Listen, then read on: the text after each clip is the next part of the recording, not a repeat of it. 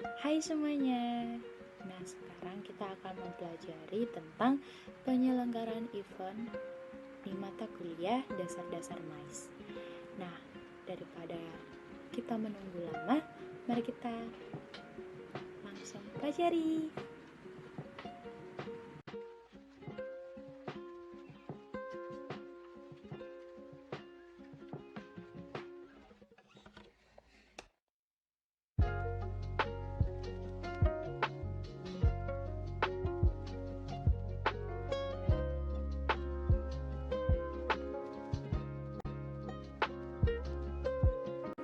Sebelum kita ke inti materi ini, ada baiknya kita harus mengetahui apa sih tujuan kita membahas materi ini.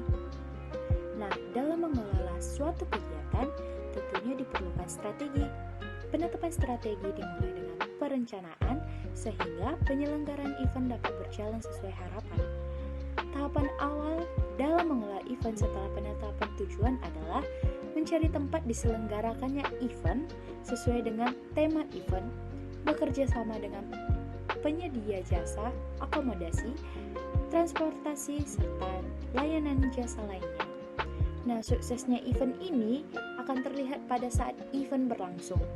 Tetapi, tahap akhir, yaitu tahapan setelah kegiatan berlalu, merupakan tahapan yang serius untuk mengevaluasi dan melakukan kegiatan yang berhubungan dengan administrasi.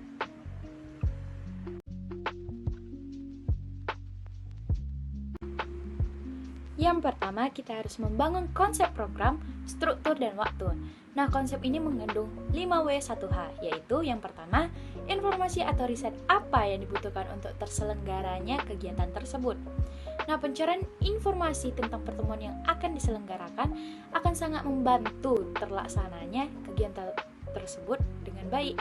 Informasi yang dibutuhkan misalnya permintaan tentang meeting dengan pasar yang jelas, pesaing, teknologi yang diperlukan, peralatan yang dibutuhkan, sponsor dan perencanaan keuangan, ketersediaan staf, struktur organisasi, keadaan sosial, dan budaya di tempat penyelenggaraan, dan rencana waktu yang tepat. Yang kedua, kapan pertemuan itu dilaksanakan?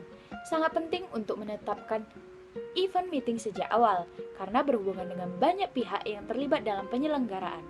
Penetapan tanggal berhubungan juga dengan biaya. Misalnya, jika penyelenggaraan pada musim libur akan berdampak pada besarnya biaya akomodasi dan transportasi. Waktu juga berhubungan dengan persiapan yang dilakukan.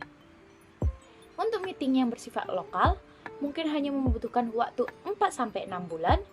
Semakin luas jangkauan meeting, maka semakin lama juga waktu yang dibutuhkan untuk persiapan. Yang ketiga, di mana pertemuan akan dilaksanakan.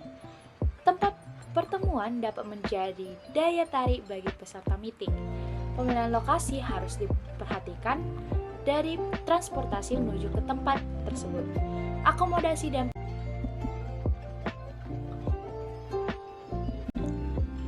yang kedua, mengidentifikasi jenis kegiatan event. Yang pertama ada acara pertemuan perusahaan, dapat berupa pertemuan penjualan, pertemuan manajemen atau pemegang saham, presentasi produk baru, dan yang lainnya. Yang kedua ada asosiasi atau organisasi meeting yang dapat berupa pertemuan para ahli profesional, pertemuan para eksekutif, pertemuan para direksi atau manajemen puncak, dan yang lainnya. Yang ketiga, identifikasi jenis pertemuan berupa yang pertama, identifikasi data-data keperluan event. Yang kedua, identifikasi besar atau ukuran, lama penyelenggaraan, dan peserta event. Yang terakhir, tentukan perlengkapan eventnya. Yang keempat, identifikasi objek meeting. Nah, ini berasal dari dua sumber. Yang pertama, bersumber dari klien, yang artinya klien yang menentukan sendiri tujuan eventnya tersebut.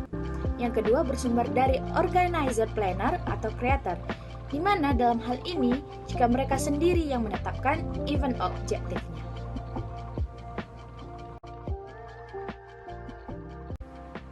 Selanjutnya, kita mengidentifikasi ukuran, waktu, serta peserta.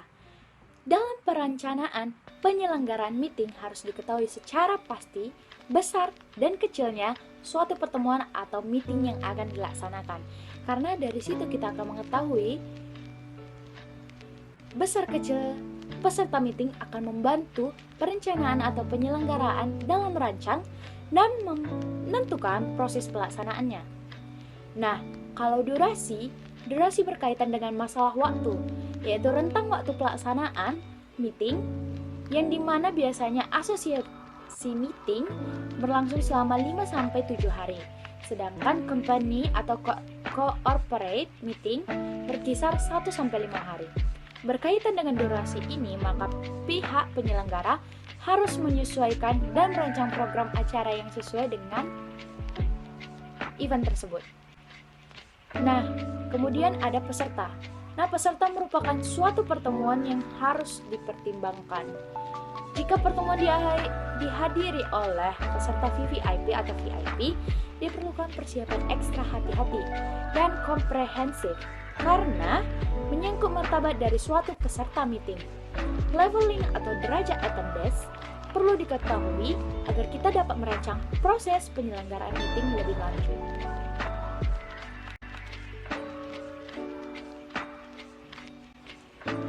Nah, yang terakhir, kita mengidentifikasi tempat pertemuan. Nah, hal-hal yang perlu dipertimbangkan dalam penentuan lokasi pertemuan, yang pertama ada bentuk penampilan dan kebersihan fasilitas. Dalam hal ini, kita perlu tahu bagaimana bentuk tampilan dan kesan fasilitas. Untuk itu, perlu diperiksa secara menyeluruh dari lobi, ruangan tamu, restoran, ruang pertemuan, kamar hotel, termasuk jenis dan bentuknya. Yang kedua, pola tingkah laku karyawannya. Nah, observasi bagaimana pola dan tingkah laku karyawan dalam menerima dan melayani kita. Yang ketiga, mudah dicapai. Perhatikanlah masalah transportasi. Artinya, apakah lokasi tersebut mudah dicapai atau dijangkau? Permasalahan transportasi menyangkut transportasi udara, transportasi lokal, lalu lintas, ruang parkir, dan lain-lain. Yang keempat, posisi dan sikap masyarakat sekitar. Hal ini diperlukan untuk memperoleh gambaran yang lengkap tentang lokasi dan keamanan penyelenggaraan pertemuan. Jika perlu, diminta nasihat dan pendapat dari Biro Konvensi, kantor polisi, bahkan disarankan untuk melakukan pembicaraan dengan pimpinan masyarakat.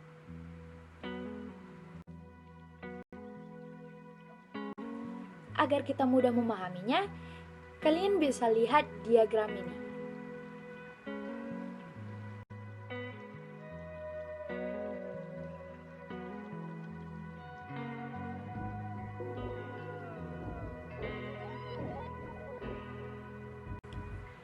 Kesimpulannya, perencanaan penyelenggaraan event merupakan tahapan yang paling penting dilaksanakan karena setiap IO tidak mau gagal dalam menyelenggarakan sebuah event.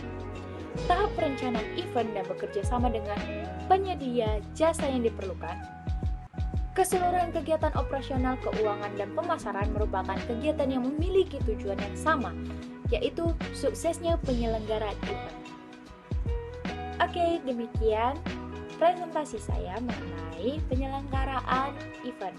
Semoga membantu ya. See you.